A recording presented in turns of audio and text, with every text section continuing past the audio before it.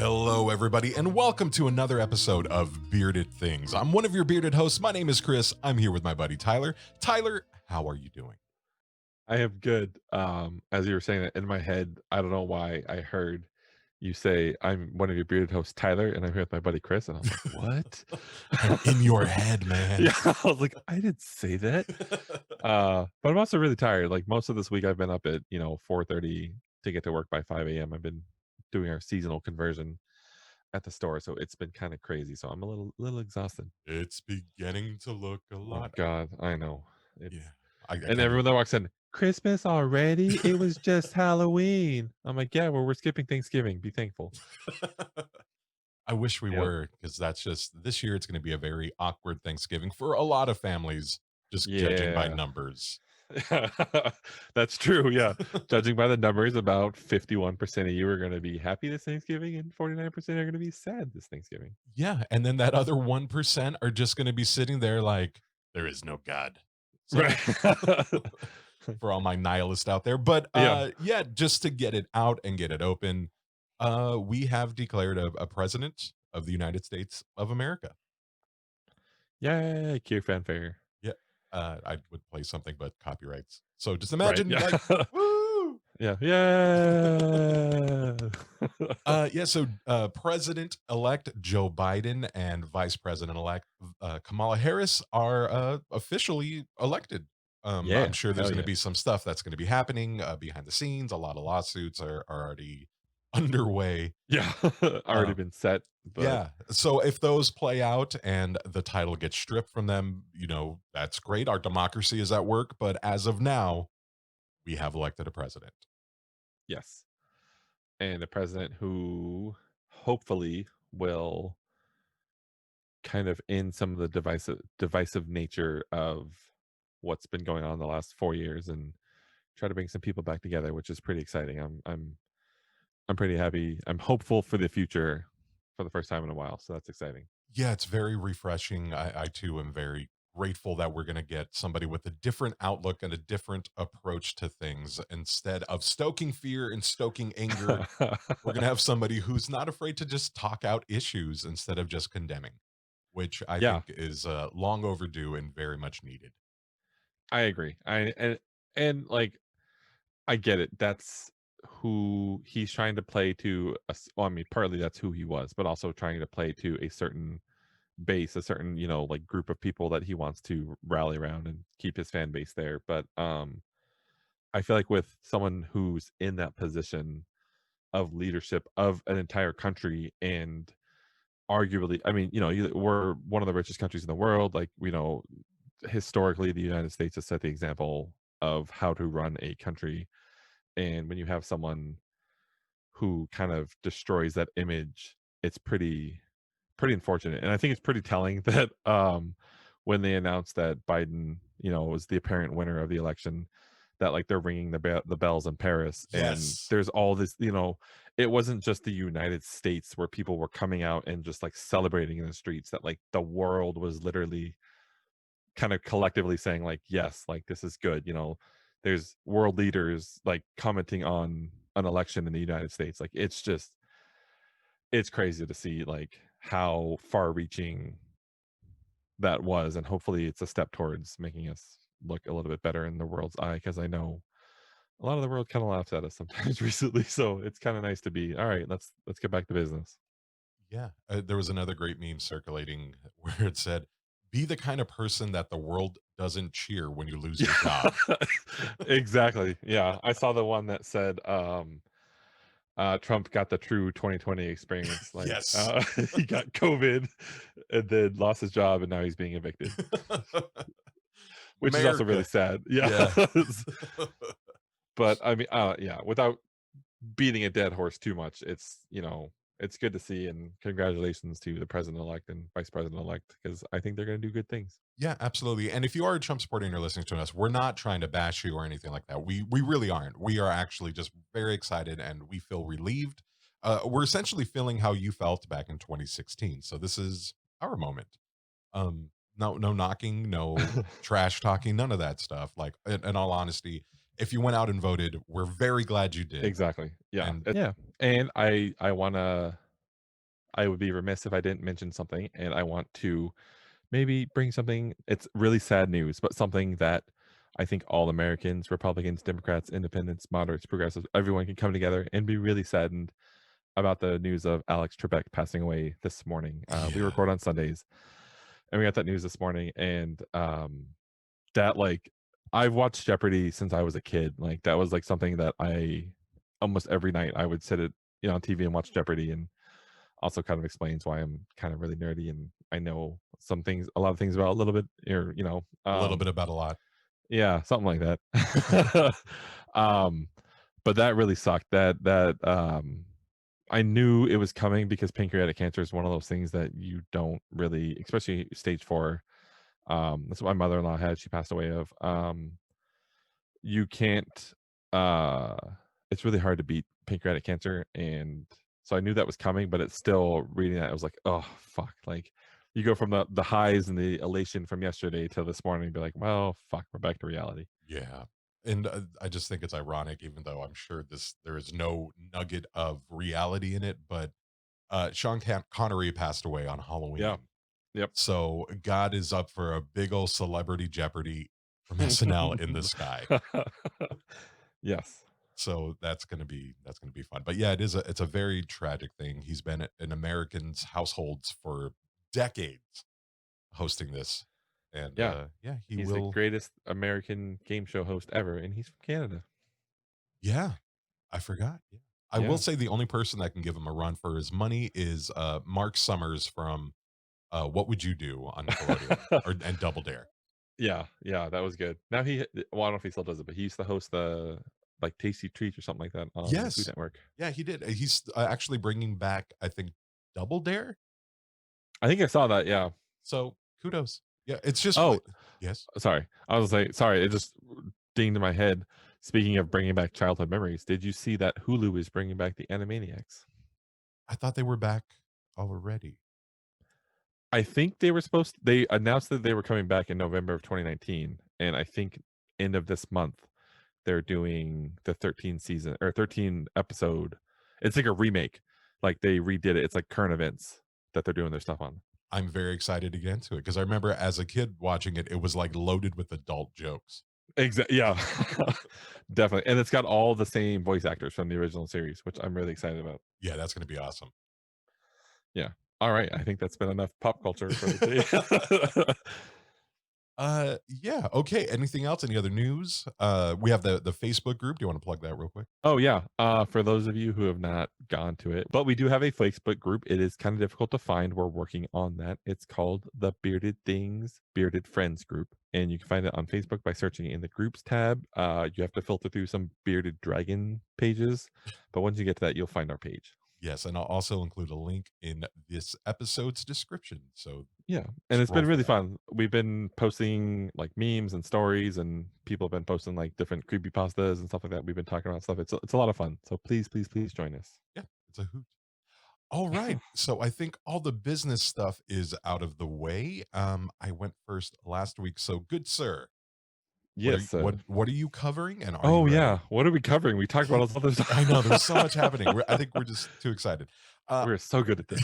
I am covering the Cecil Hotel. Oh, nice. What about you? I am covering something called the Havana Syndrome. It sounds very Ricky Ricardo, and I'm excited Yeah. for it. Lucy. For all you Uh, kids, yeah. Google it. It'll make sense later.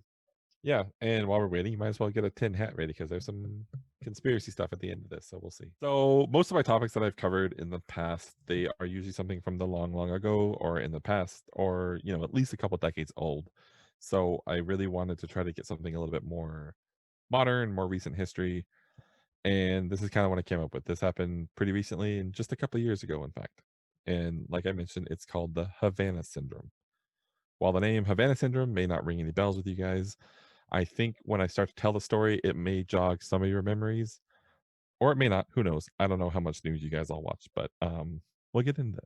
So, the Havana Syndrome is the name given to a set of symptoms experienced by US and Canadian diplomats over the course of 2016, and some cases went all the way up to 2018 for these diplomats while they were stationed in Havana, Cuba. All told, the amount of U.S. diplomats that suffered symptoms as of June 2018 was 26, and they estimated the Canadian diplomatic count to be at 14. As with any sort of investigation involving this many people, stories tend to vary, but there are also many similarities to the descriptions of what happened in Cuba. Diplomats recorded feeling physically ill after hearing sounds while at home or in their hotel rooms in Cuba. The descriptions vary, but many describe them as a quote, grating sound that was at times more felt than heard. Many said that the feelings were, it kind of felt like a pressure in their ears or an intense vibration near their heads. Still others described it similar to the feeling you get when you're driving in a car and you roll down one window and you kind of get that buffering effect where it's like, "Dut, dut, dut, dut, dut, dut, dut," and you feel it in your ears and it's really hard. That like helicopter sound. Exactly. Yeah, exactly. Which I felt that numerous times, and I hate it. It's super annoying.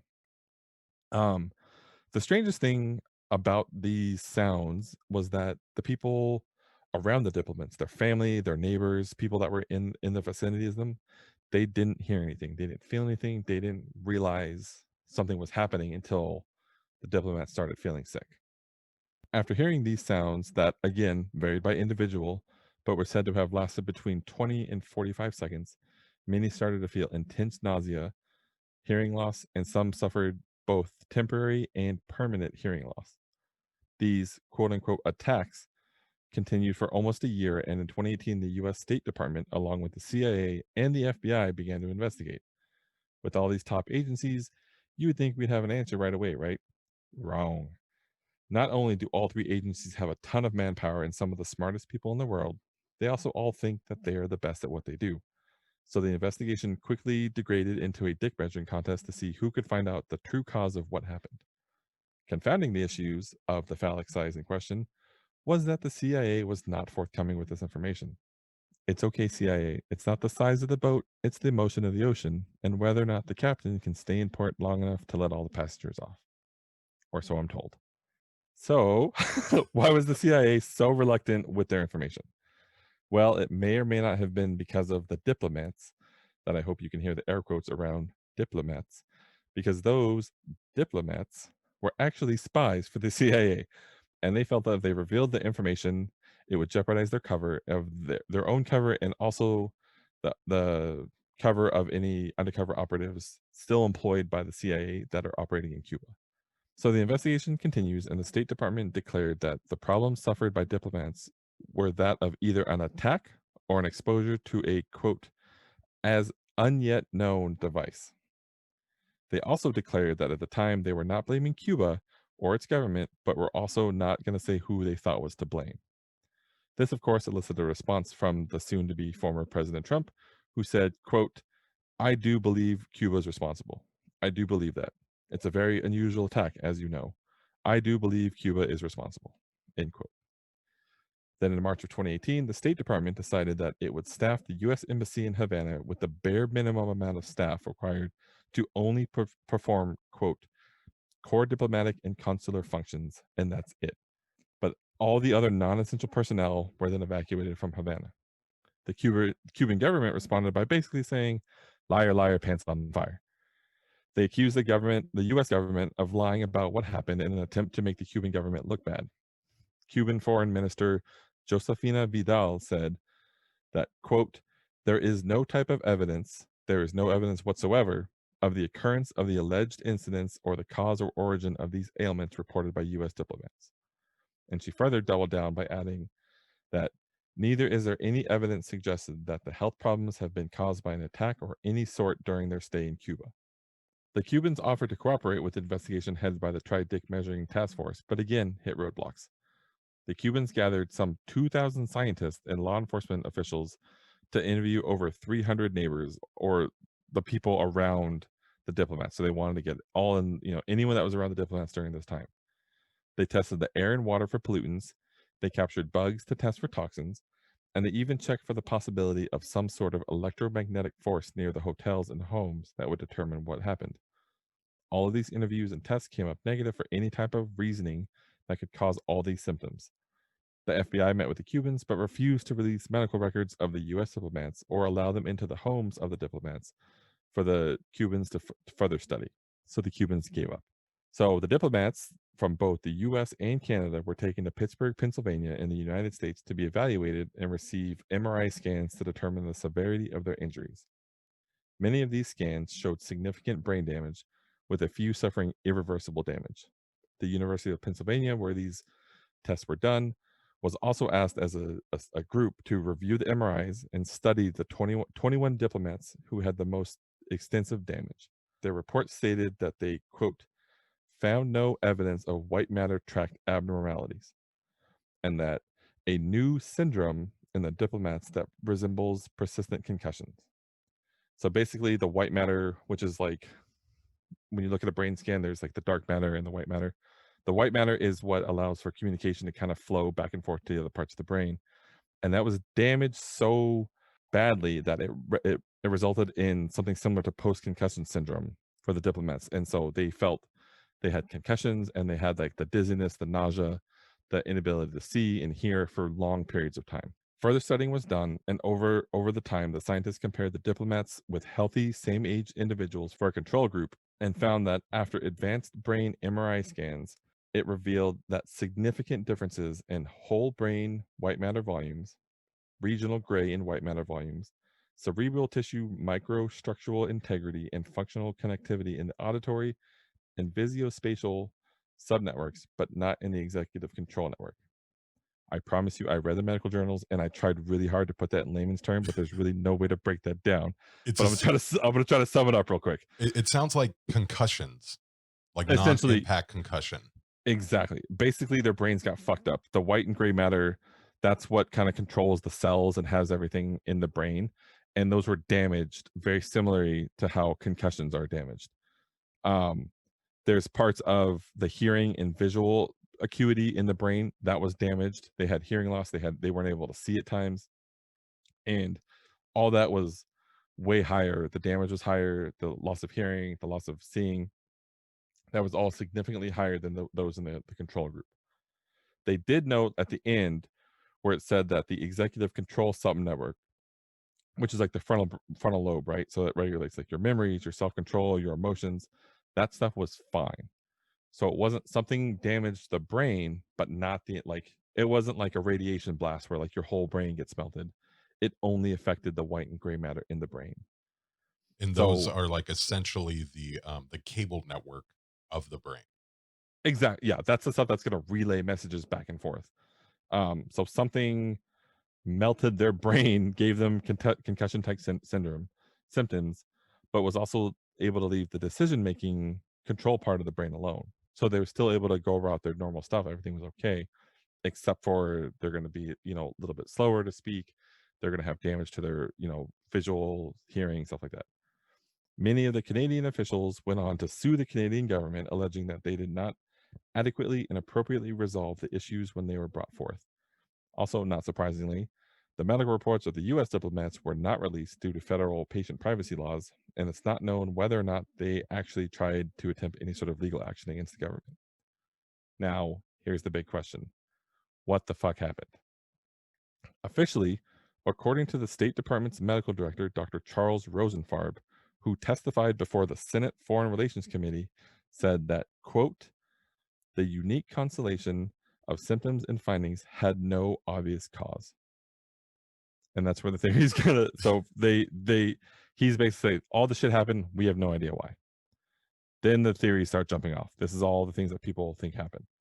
And to me, it's really funny to note that like the theories stick to the scientists and the people who are investigating this. It sticks to like their field of study.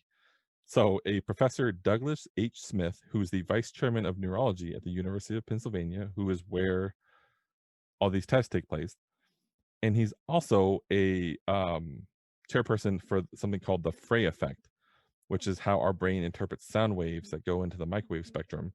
And he concluded that the symptoms are similar to those of people exposed to pulsed radio frequency and microwave radiation. So he's basically saying there's microwave attacks, like they're attacking with microwave pulses. That And makes a lot of sense. Go on. no, so and it does, and so a lot of people in the security community have also pointed to that in the Moscow in the 1950s, a U.S. embassy was attacked using microwaves.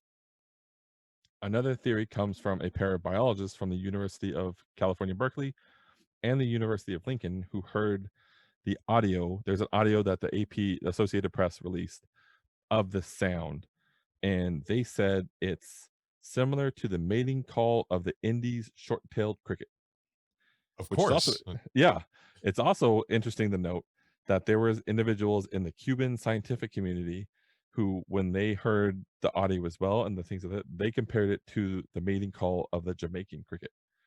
So biologists hear this and they say, "Oh, that's crickets." Yet another team of researchers, this one including sociologists, said that it's clearly a case of mass psychogenic illness, or something like I covered earlier this month, or last month, mass hysteria. Many of the doctors and scientists from the University of Pennsylvania, however, dispute this claim because they say this isn't a case of a psychological issue because there's physical evidence left behind. And finally, a study by the Canadian government asserted that the most likely cause was that there was an overexposure to a type of neurotoxin used for pesticides called pyrethroid or organophosphates that is typically used in Cuba to keep the mosquito population at bay because of all the West Nile and stuff like that going on. And the Zika virus, whatever it's called, Oh yeah. that was a big thing a couple years ago. So they used that stuff to try to get rid of it. But strangely enough, in 2018, as the investigation was wrapping up, diplomats and other State Department personnel in Guangzhou, China, began to complain of hearing strange noises and then feeling ill shortly after.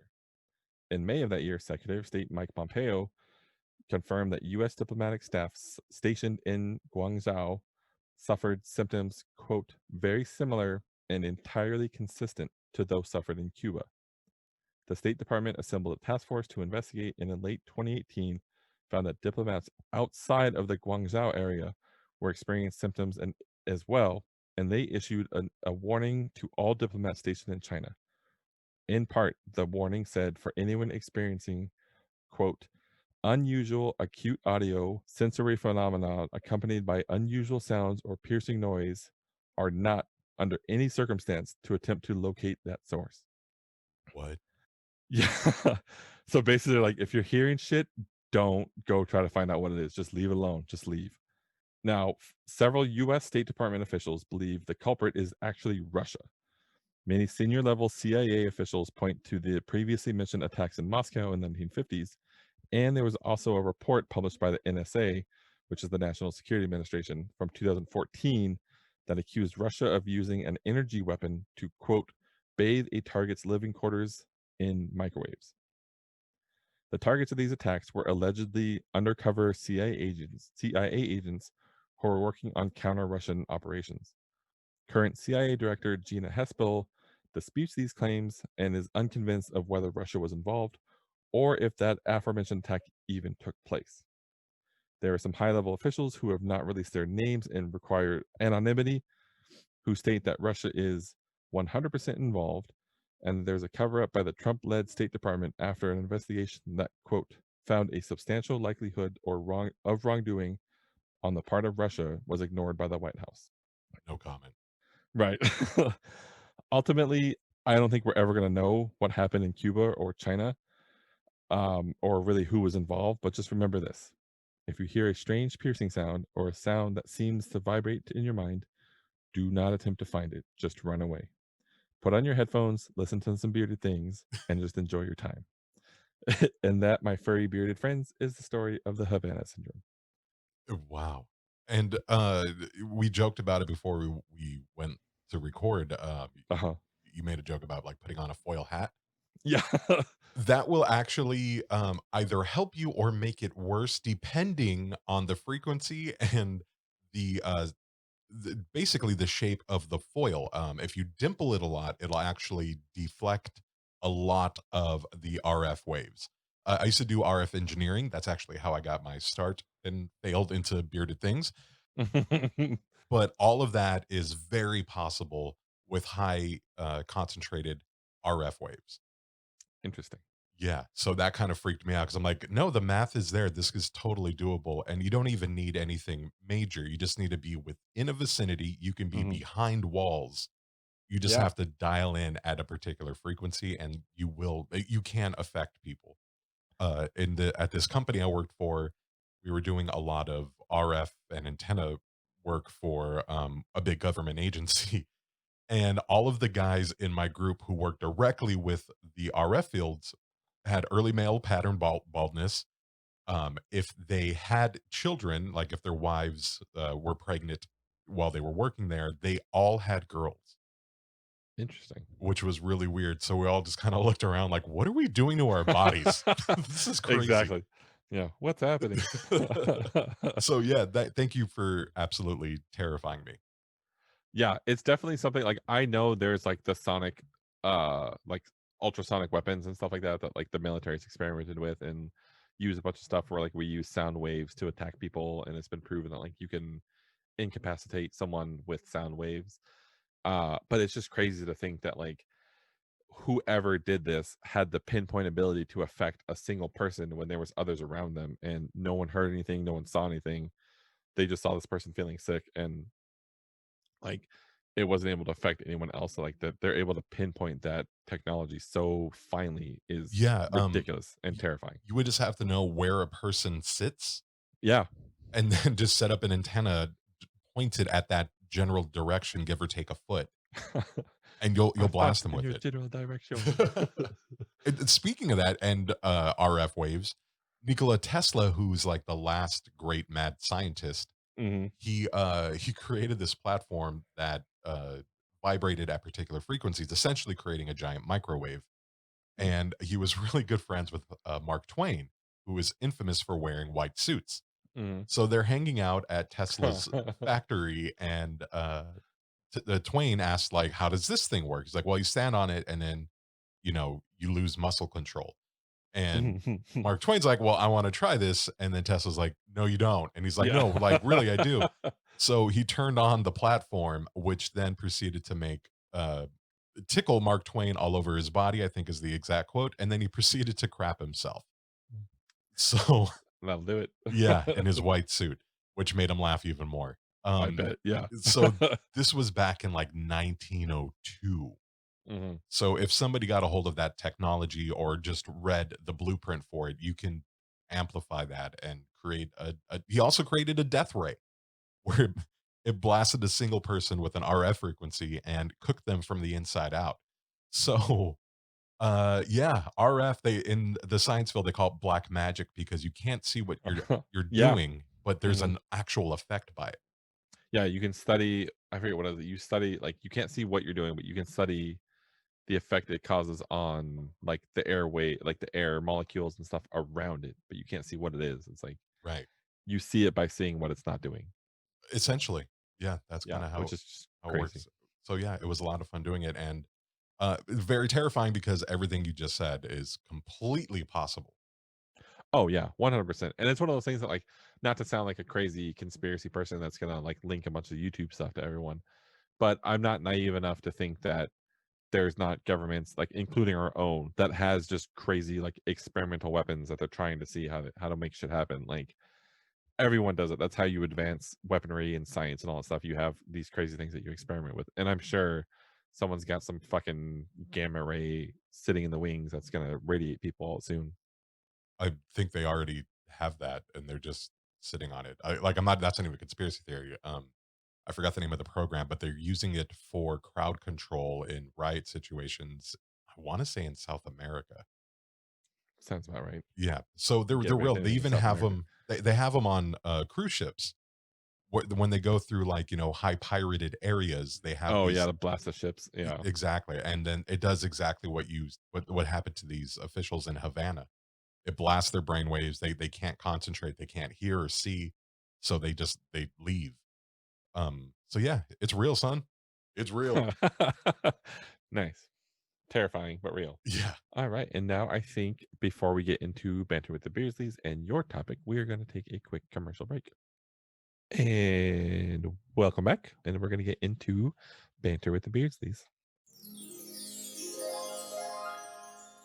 So what is banter with the Beardsleys? Banter with the Beardsleys is an amazing chime intro that I love every time I hear it, and It's I'm so never good. gonna not talk about it. So sorry if you guys get tired of me talking about it. But Banter with the Beardsleys is our fun, off the cuff, unscripted, listener submitted question that you submit to us. We throw it. I have a little program on the computer. We can plug in all of our topics. You hit a button and it spits out something. It's kind of a little randomized generator thing, which is really cool. And we hit that today. And Chris, you have the topic. So what is it? We have a submitted question from Gabby. Mahalo, and thank you for submitting. Hi, Gabby. She asked us a little bit ago. We were saving it for this particular week because it's fitting with Friday being Friday the 13th. Bum, bum, bum. Oh, wait. She asked us, is there a particular day of the week we think is the most unlucky? I don't know about most unlucky, but you always get a case of the Mondays Oh no. on Monday. Somebody's got a case of the Monday. Uh I don't know either. I kind of, especially now that we're going through like the whole lockdown thing, all of the days just blur together. So I don't even know what day it technically is, to be honest.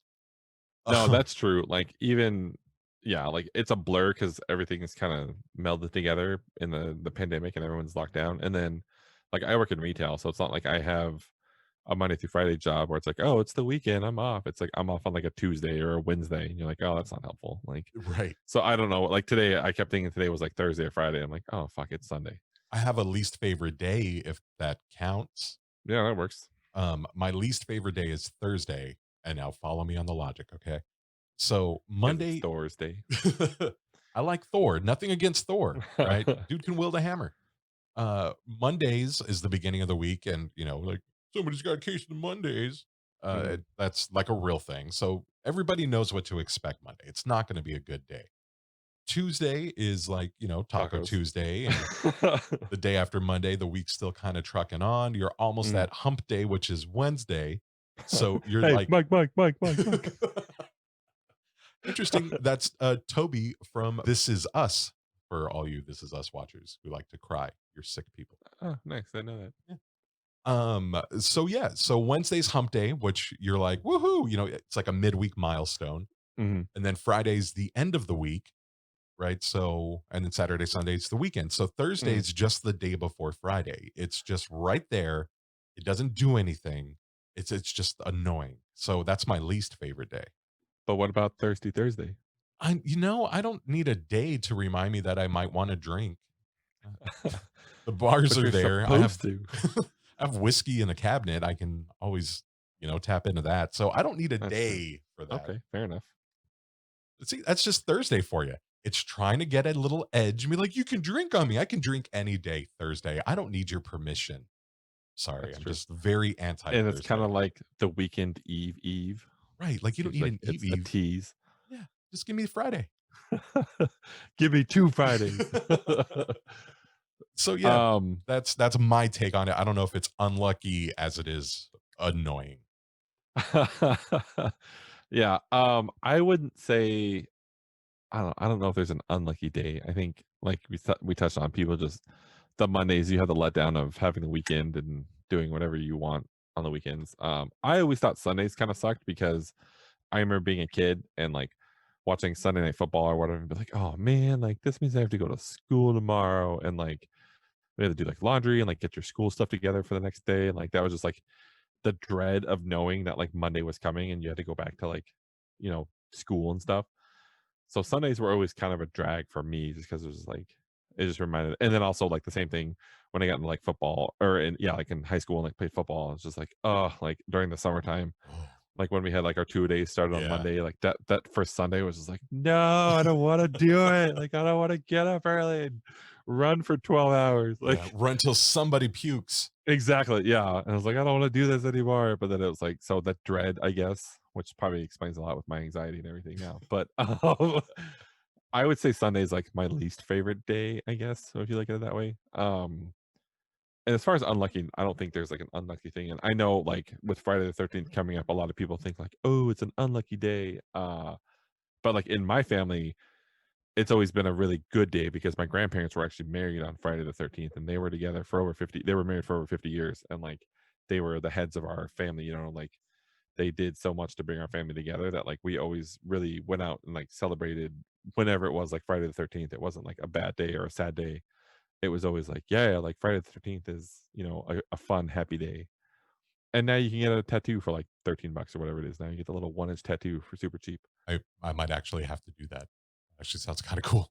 Yeah, so, yeah, I think they do most tattoo shops, you can do, like, any kind of one-by-one tattoo, like, you just pull it out of, like, their portfolio, or if you have an idea for something, they can do it for it's, like, 13, 15, 20 bucks, something like that, So if I get a and 1-inch one on all of my knuckles, would it be $13 each? I don't know. probably, yeah, I gotta yeah, call like, my tat guy. yeah, it's like a one-time thing, and I don't know, they're usually, like, super booked up, so I don't think you can just sit there and, like, do 10 fingers. Listen, we You have have to power. We're on a podcast. That's true. Like, "You wanna come on our podcast, tattoo artist?" Do it live. I think people would like to hear it. I'm just saying. All you hear is the And me of the crying. tattoo gun. Yeah, on the knuckles, that would hurt, like, Yeah, I'm down. that's no yeah. Um, but yeah, that's actually a beautiful story about your family. It means something more to your family than just the Knights of the Templar being murdered by the Catholic Church Exactly. 600 years ago. Yeah. But yeah, as far as days go, I don't think there's one.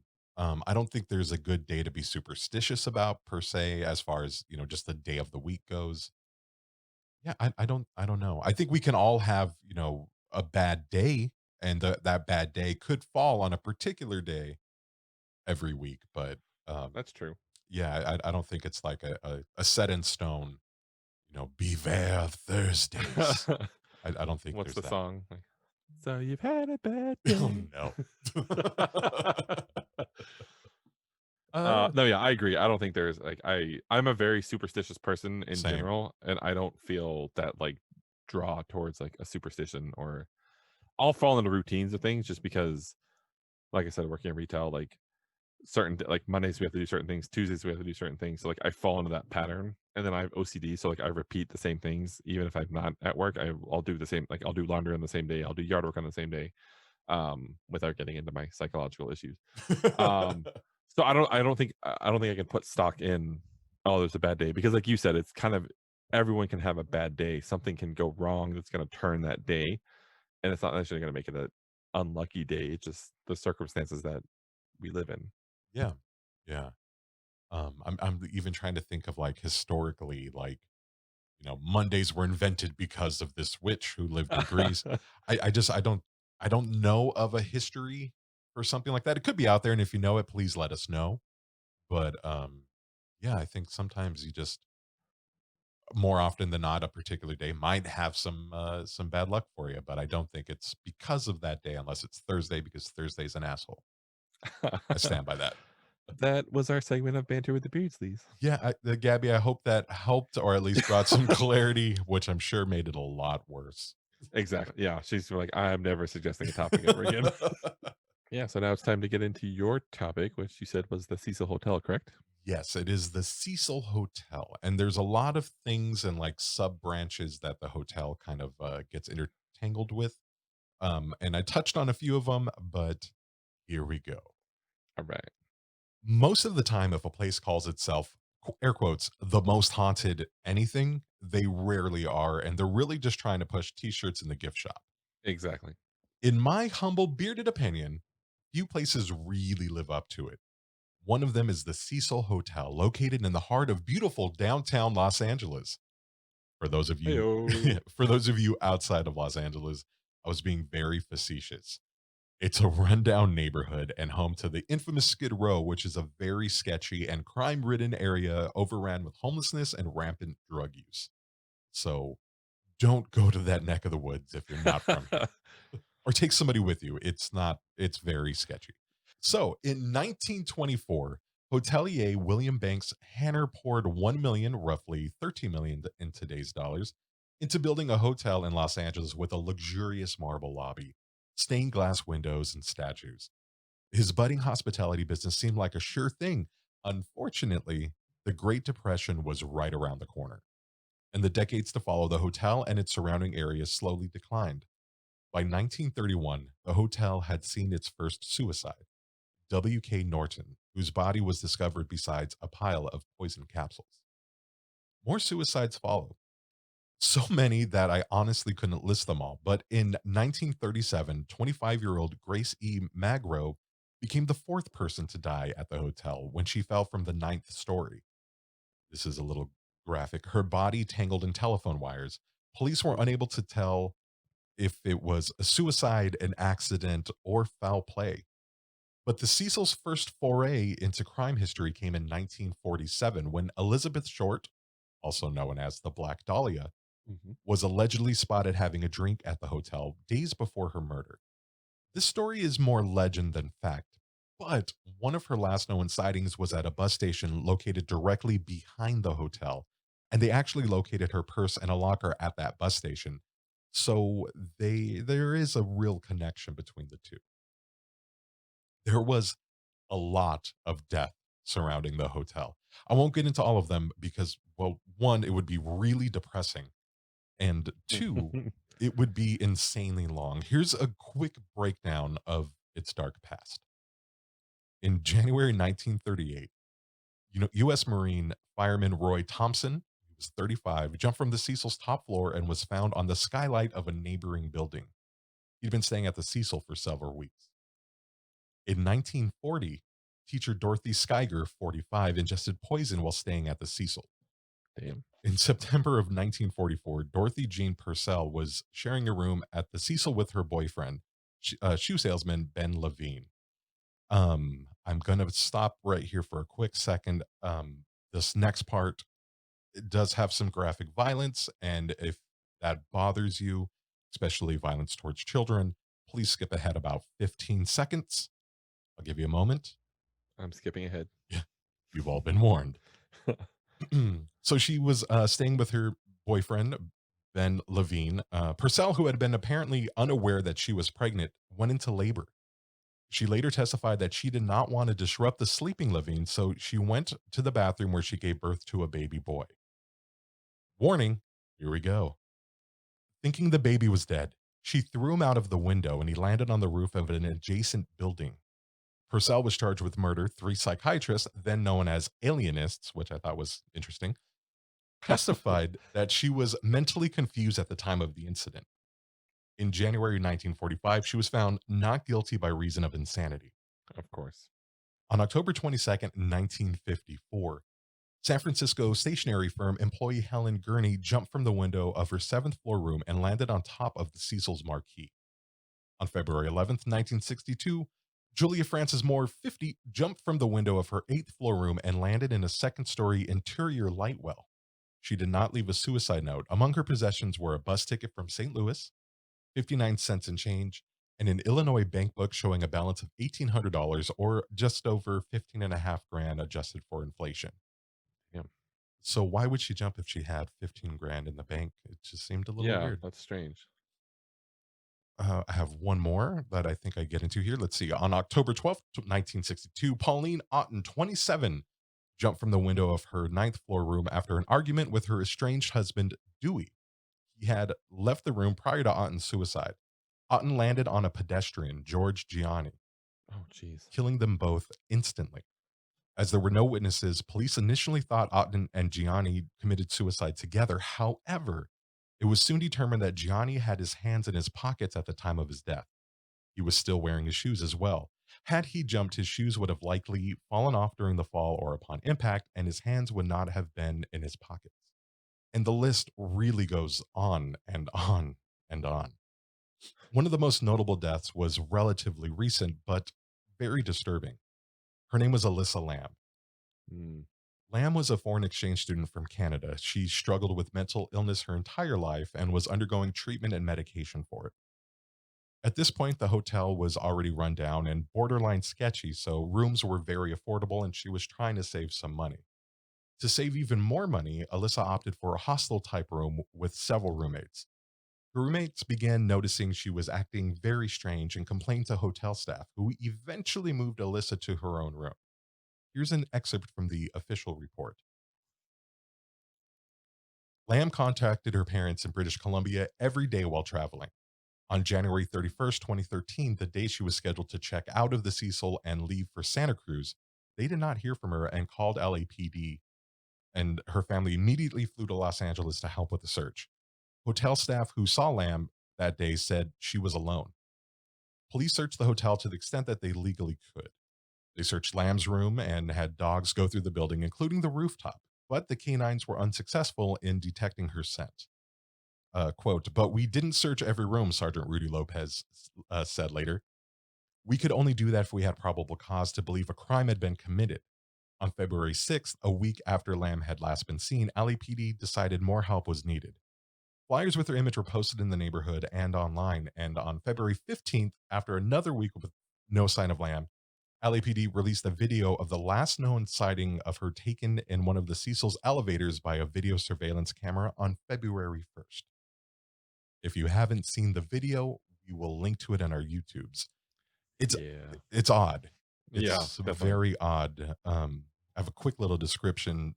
The video is from a security camera in an elevator of the hotel.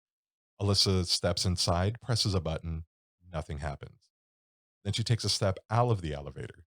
She appears to be talking to someone, then steps back into the elevator and waits. The doors still don't close. She kind of creeps over to the door and jumps out like she's trying to surprise someone. She stands there for a minute and begins slowly waving her arms around her while leaning strangely forward. She then walks off camera. It's the last known sighting of Alyssa Lamb alive. Interestingly enough, after she pressed all of the buttons to try and get the elevator to move, it never moved. Even when she left and walked out of frame, the elevator's doors still never closed and it never went up. During the search for Lamb, guests at the hotel began complaining about low water pressure. Some later claimed their water was colored black and had an unusual taste. On the morning of February 19th, Lamb's body was found in one of the four 1,000-gallon tanks, that's 3,785 liters for our metric friends, providing water to guests, a kitchen, and a coffee shop. The tank was drained and cut open since its maintenance hatch was too small to accommodate equipment needed to remove Lamb's body. On February 21st, the Los Angeles coroner's office issued a finding of accidental drowning with bipolar disorder as a significant factor. The full coroner's report stated that Lamb's body had been found naked, clothing similar to what she was wearing in the elevator video was floating in the water, coated with, quote, sand like particulate. Her watch and room key were also found with her. Here's where it gets strange. The water tank was locked from the outside, and the door leading to the roof had an alarm that would trigger if it was open. So, how did she get on the roof without sounding the alarm? And how did she lock herself inside the tank? This hotel seems to draw darkness to it. Let's jump back in time just a bit to 1984. Richard Ramirez, also known as the Night Stalker, terrorized California from April 1984 to August of 1985. In less than a year and a half, he murdered 38 people aged 9 to 83 in a killing spree that spread all the way from Orange County to San Francisco. And when he was serial killing in Los Angeles, his base of operations was the Cecil Hotel. Of course. He even disposed of evidence, including bloody clothes and weapons, into the hotel's dumpster. Jack Unterweger has another particularly creepy connection. He was an Austrian serial killer. He committed his first murder in his home country in 1974 and was convicted and sentenced for his crime. About 10 years later, he released a memoir titled Purgatory or the Trip to Jail Report of a Guilty Man, which became a bestseller and helped convince officials he had reformed. Spoiler alert, he in fact had not. It wasn't just the cops that he'd fooled. His story was soon told as an example of the prison system's success, and eventually he even began working as a journalist and public broadcasting host on a true crime show. His, his specialty? The heinous murders of sex workers, just like the crime that led to his conviction. In Jeez. 1991, he checked into the Cecil to cover a story about street crime in Los Angeles. While he was in the city, three sex workers were attacked and killed in a way that mirrored Unterweger's crime. Police were able to definitively tie the journalist to the murders. Most disturbing of all was the fact that as police on both sides of the Atlantic began to more closely examine the case, they realized that Unterweger had also committed many of the very same murders that he had covered on his show. Many suspect that he chose the Cecil specifically because of its connection to Richard Ramirez, Mm. but it's impossible to tell. Unterweger killed himself in prison shortly after his second conviction. Coward. Seriously. The Cecil Hotel recently underwent a rebranding, calling itself the quote "Stay on Main," and upgraded the hotel to be a bit of a swanky stay. But the new decor, the new name, and paint job can't erase the darkness of its past. It's even part of the inspiration for a season of American Horror Story. Hmm. I've spent time in that area for different reasons through the years. There's something in the air there. It's a palpable feeling. Is this place haunted in the traditional ghost sort of way? Not exactly. But there is something there that attracted a lot of death for a Mhm. very long time. And that is my story on the Cecil Hotel. That's awesome. Terrifying and really sad because there's just so much death and so much like It's not weird, a like huge, unexplained, like yeah, it's like not a huge hotel either. yeah. So the fact that all of this death, and I just listed a few out of respect for the dead Mhm. and to tell their story, but for as small as this place is, so many people have lost their lives there, or the serial killers that stayed there. There's Mhm. it's like a magnet for death. Yeah, it's like something draws them there. Yeah, It's weird. it's definitely. I'm curious to stay there, but it's also just kind of, I don't know. It has this weird vibe to it. It's like it's worth it to give it a shot, then it's like, is it really worth it? Yeah, is it? Is it? Because isn't this like the point in the movie where everyone's like, maybe you shouldn't go to that old abandoned building? You're like, I'm going to go to the Mhm. old abandoned building anyway. Yeah, you can't stop me. It This is a doesn't. free country. And literally that entire area, there's just so much crime that's happened there. I don't really want to make too much of a joke about it because a lot of people have lost their lives here. Yeah. But it reminds me, and I think it's Ghostbusters 2, when they go in the sewers and they see all of the slime Yeah. going Mhm. through, and like that was the concentration of evil in New Yep. York. Mhm. Mhm. That's kind of what I think is happening there. There's like this uh, evil ooze underneath the ground there that just concentrates it to this area.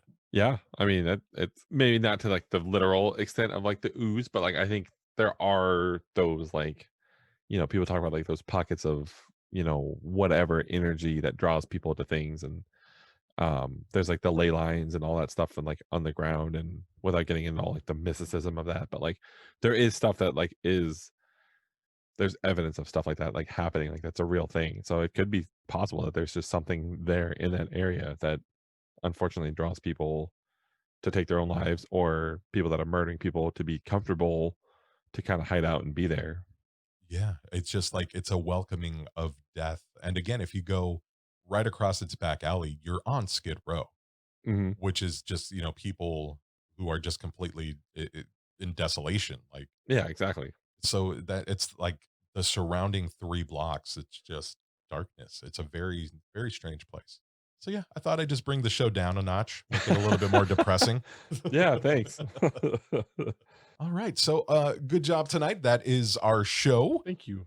If somebody wanted to reach out to us, send us a question for banter with the Beardsleys, have a topic idea, or just wants to chat, where can they reach out? They can do that through any of our social medias. Our Instagram is at BeardedThingsPod. Our Facebook is facebook.com/BeardedThings. We also have the Facebook group as a part of that, which is the Bearded Things Bearded Friends group. We also have YouTube, which is at Bearded Things Pod, and Twitter, which is at Bearded Things. You can contact us on any of those outlets. Send us a message, email us at contact us at beardedthings.com. If you're sitting there listening to this and you're like, oh, I really want to ask a question. I don't know if I can, we're not that, we're not going to tell people, oh, you can't sit with us. Like, we're not those people. Like, come to the table, come have fun with us. We'll talk, we'll chat, and nothing is too stupid, nothing is dumb. There's nothing you can ask us that we're gonna laugh at you. And if you feel like you want to talk about something, you just don't want to, you feel like you're crazy. If you think you saw something or you heard something, then reach out. We'll talk about it. If you don't want it read on the podcast, we won't violate that privacy. We'll keep it between us. But we'd love to talk to you. And if you are listening on a streaming service that lets you do a rating, or give like 4 or 5 stars, we would love it if you could do that. That little bit really goes a long way and it helps us tremendously. So, Yeah. yeah. So please do that. Please do that. We will talk to you guys next week. Bye.